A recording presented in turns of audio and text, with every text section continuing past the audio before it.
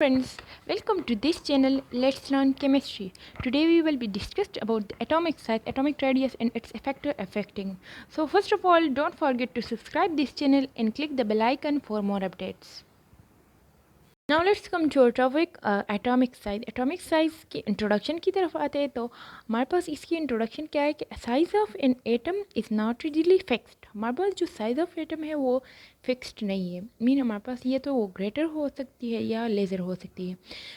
Second one is it's size is affected by the number of factor. हमारे पास size जो है वो effect हो सकती है नंबर ऑफ फैक्टर से. मीन या वो ग्रेटर हो सकती है फैक्टर की वजह से या वो लेज़र हो सकती है. द सेम एटम में have different size in different combination. हमारे पास जो सेम एटम्स होते हैं वो डिफरेंट साइज उसके हो सकते हैं. मीन अगर एक एटम दूसरे एटम के सेम है तो उसके साइज में डिफरेंसी हो सकती है इन डिफरेंट कम्बिनेशन की वजह से.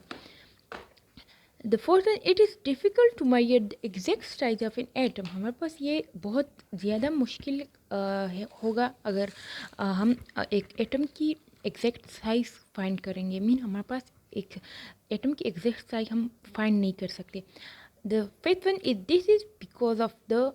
तो ये एग्जैक्ट साइज ऑफ एटम हम क्यों फाइंड नहीं कर सकते, किस वजह से? Because atom have no sharp boundary. हमारे पास एटम का कोई स्पेसिफिक बाउंड्री नहीं है, उसका एक शार्प शेप है.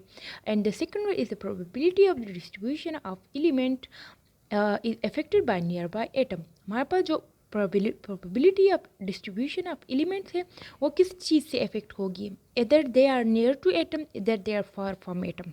तो इसी वजह से हमारे पास ये साइज ऑफ एटम हम एग्जैक्टली फाइंड नहीं कर सकते.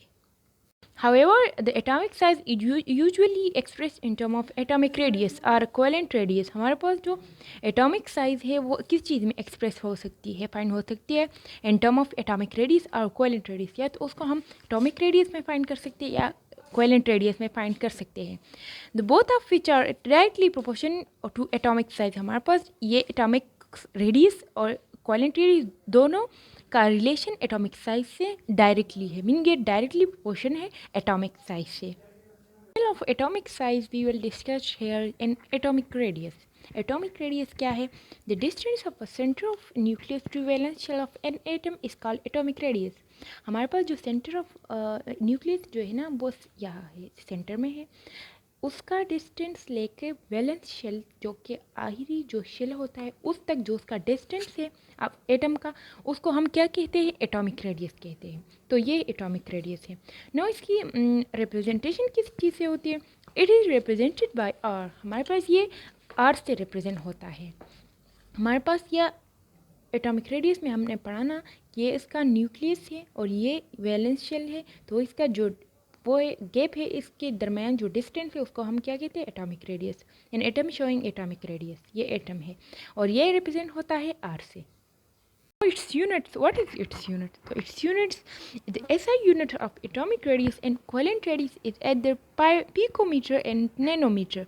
However, the commonly used unit is angstrom. हमारे पास इसका यूनिट पिकोमीटर भी हो सकता है, नैनोमीटर भी हो सकता है, लेकिन कॉमनली जो यूज यूनिट है उसको angstrom कहते हैं, जो एक इनर्ट से डिनोट होता है. 1 angstrom is equal to 10 - 10 metre is equal to 10 - 8 metre. हमारे पास इसका यूनिट 1 पिकोमीटर एंड नैनोमीटर भी हो सकता है. तो इसी वजह से 1 pm पिकोमीटर है वो 10⁻12 m बराबर m के बराबर है. एंड 1 नैनोमीटर हमारे पास 10⁻9 मीटर के बराबर है. तो इसका यूनिट का कैलकुलेशन हुआ कि हमारे पास इसका यूनिट कोवेलेंट रेडियस और एटॉमिक रेडियस का unit picometre, nanometre and angstrom भी हो सकता है. Factor effect in atomic radius को हम पढ़ेंगे कि एटॉमिक रेडियस पे कौन कौन से फैक्टर इफेक्ट होते हैं. The following factor effect the atomic radius of an atom. हमारे पास जो फॉलोइंग यहाँ फैक्टर है ना वो इससे हमारे पास एटॉमिक रेडियस इफेक्ट होता है. Now the first one point is the number of shell. हमारे पास नंबर ऑफ शेल से एटॉमिक रेडियस इफेक्ट होता है. तो atomic radius is directly proportion to number of shell. हमारे पास कैसे डायरेक्टली प्रोपोर्शन है?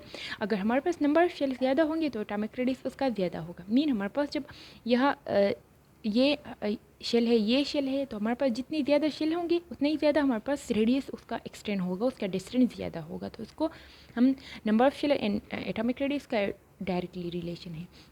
Now the second one is the nuclear charge. Nuclear charge का रिलेशन क्या है? The greater nuclear charge laser will be atomic radius and vice versa. हमारे पास जब अगर न्यूक्लियर चार्ज ग्रेटर है तो उसका एटॉमिक रेडियस लेज़र होगा, मीन हमारे पास इसका इन्वर्सली रिलेशन है। अगर न्यूक्लियर चार्ज ज़्यादा होगा तो एटॉमिक रेडियस कम होगा, अगर एटॉमिक रेडियस कम होगा तो न्यूक्लियर चार्ज ज़्यादा होगा, और इस तरह वाइस वर्सा, मीन उसका अपोजिट है कि अगर न्यूक्लियर चार्ज लेज़र होगा तो एटॉमिक रेडियस ज़्यादा होगा। Now the shielding effect of low lying electrons को हम पढ़ते हैं कि हमारे पास इसका एटॉमिक रेडियस पे क्या इफेक्ट है।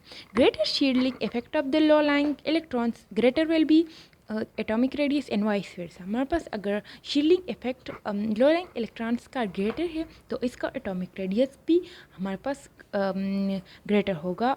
इस तरह मीन इसका रिलेशन हमारे पास इसका रिलेशन हमारे पास वो डायरेक्ट है।